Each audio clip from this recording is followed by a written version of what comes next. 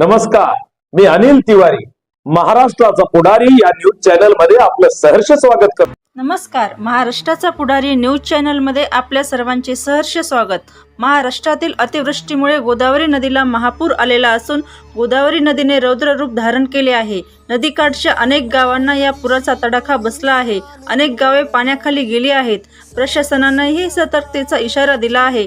पहा गोदावरीचा प्रवास। गोदावरी नदीच्या प्रवाहमार्गाबाबत। गोदावरी नदीचा उगम नाशिक जिल्ह्यातील त्र्यंबकेश्वर येथे झाल्यानंतर ती अहिल्यानगर मध्ये प्रवेश करते।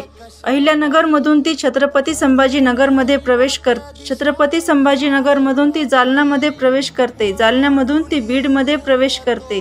बीड मधून ती परभणी मध्ये प्रवेश करते। परभणी मधून ती नांदेड मध्ये प्रवेश करते। नांदेड मधून ती तेलंगणा मध्ये प्रवेश करते। तेलंगणा मधून ती गडचिरोली येथे प्रवेश करते आणि गडचिरोली मधून ती आंध्र प्रदेश मधील राजमहेंद्री येथे जाऊन बंगालच्या उपसागराला मिळते। महाराष्ट्रातील सर्वाधिक 8 जिल्ह्यातून वाहणारी ही एक महत्त्वाची नदी आहे आणि गोदावरी नदीबद्दल सांगायचे म्हणले तर दक्षिण भारतातील सर्वात मोठी नदी आहे।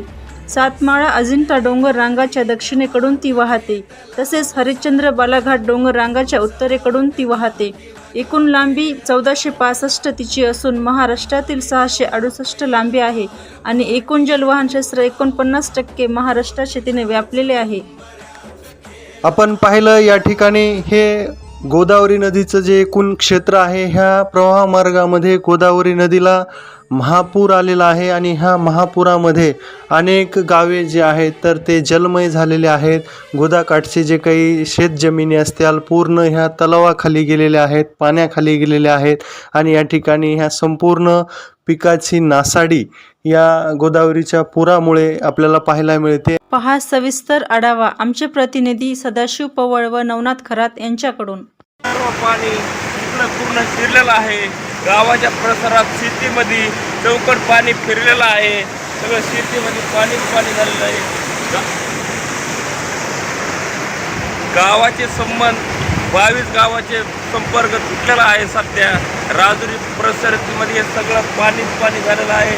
येण्या जाण्याचे गाड्या बिड्या सगळ्या ठंब झालेल्या आहेत, तरी एकही गाडी अजून कुठं गेलेली नाही।